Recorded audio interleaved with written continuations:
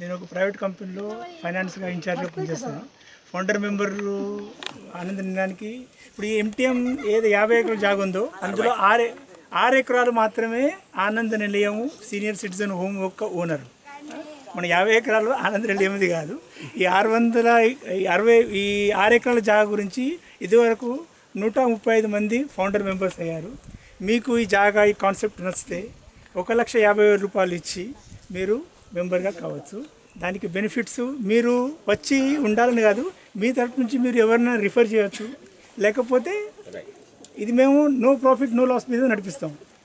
మీరు ఎవరైనా రిఫర్ చేయొచ్చు.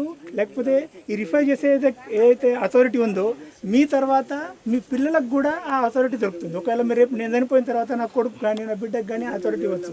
అంటే ఇప్పుడు మనం తిరుపతిలో ఎలాగా డోనర్ ఇస్తాడు, మరి ఈ నా వ్యక్తిని 2 రోజులు ఉంచుకోమని, ఆ విధంగా అథారిటీ ఇక్కడ మీకు దొరుకుతుంది. మీ తర్వాత మీ యొక్క నెక్స్ట్ జనరేషన్ కూడా అటువంటి అథారిటీ ఉంటుంది. Thank you.